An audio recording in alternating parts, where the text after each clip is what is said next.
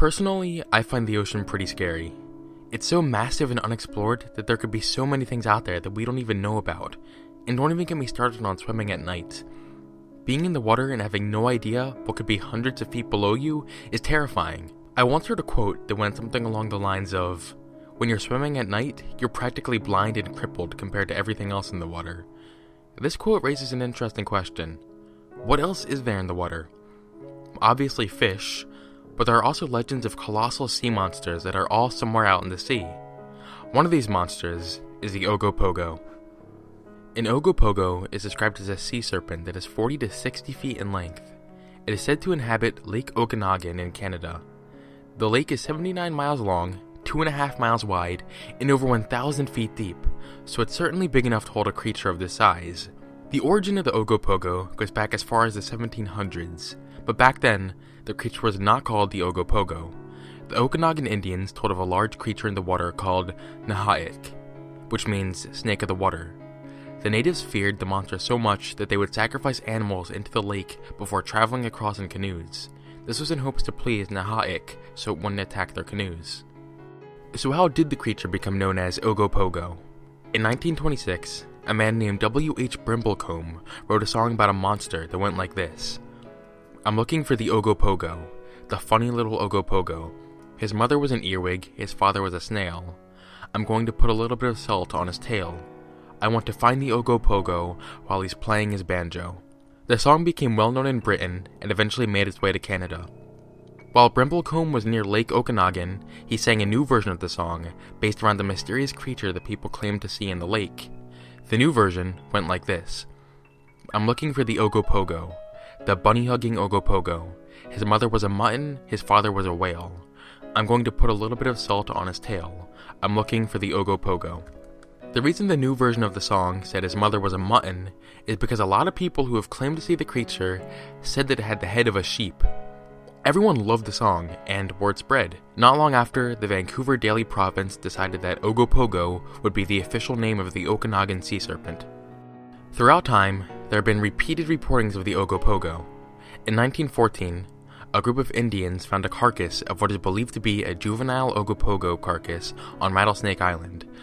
The length of the carcass was between 5 and 6 feet, and it weighed just north of 400 pounds.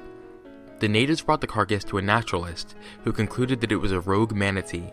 However, neither the naturalist nor the natives can explain how a manatee made its way to the shores of Okanagan. In 1968, a man named Arthur Fulton took the first video recording of what he believed to be an Ogopogo. He was driving with his wife one day, when he saw something moving in the water. He eventually got out of his car and decided to record it with his camera. Since he was almost out of film, he decided to record it when it was above the water and stop recording when it was below the water. He didn't immediately release the video to the public in fear of being ridiculed, but after 2 years, his brother-in-law got him to come out about the video. By the time Fulton released the video, it was in bad shape, so it's not easy to make out exactly what was in the video. However, the object seen in the video is estimated to be about 65 feet in length and 3 feet in diameter. Some people say it was simply a wake, and others say it could have been the fin of something giant moving just below the water. In 1980, Larry Thal used his camera to record a sighting of the Ogopogo. The video shows how the Ogopogo is swimming and the large waves it creates. At some point, an appendage seems to raise itself out of the water. Arlene Gale, a woman who has done a lot of research on the Ogopogo, has both the footage from Larry Thal and from Arthur Fulton, and she says the creatures seen in both of these videos are practically the same size. In 1989, a 78-year-old man named Clem Chaplin was showing his son, Ken Chaplin, a small area in a lake where he allegedly saw the Ogopogo. After staking out the area for a while, he was able to record a strange creature moving in the water. It was greenish, hairless, and about 15 feet in length. The video became very well known and was even talked about in Time magazine. Not long after this, a wildlife biologist named Robert Lincoln decided to examine the video. He confirmed that it was not a hoax, but he believes it was just a beaver.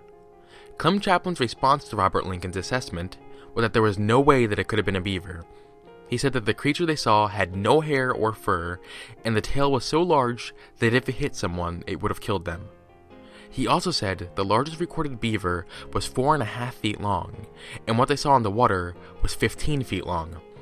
What makes this a bit frustrating is that despite how popular Chaplin's video was, I have not been able to find it anywhere. Aside from video sightings, there was a point in which someone found what might be the remains of an Ogopogo. A man named Dan Popeth found a supposed Ogopogo carcass while kayaking near Lakeshore Road in Kelowna.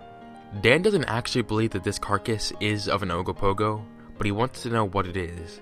He contacted Arlene Gale, the woman I mentioned earlier who researches Ogopogo sightings, and she said that she would send the carcass to 2 researchers who would examine it. That was in 2009, and we still have not heard back. There are so many theories on what the Ogopogo actually is. Some people think it's simply an animal that was mistaken to be an Ogopogo. Some think it's just a non-living object in the water, and some people even think it was a plesiosaur or a zeuglodon that escaped extinction. At the end of the day, there really isn't any proof of the Ogopogo. All of the videos and pictures are way too blurry to really make anything out. What do you think the Ogopogo is? Thank you for watching, and I will see you on the flip side. Hey guys, before you click away, here's just a quick announcement. I'm actually looking for writers who want to write some scripts for my videos. I'm probably going to choose like 2 or 3 people who I think are suited to do this. So here's the deal.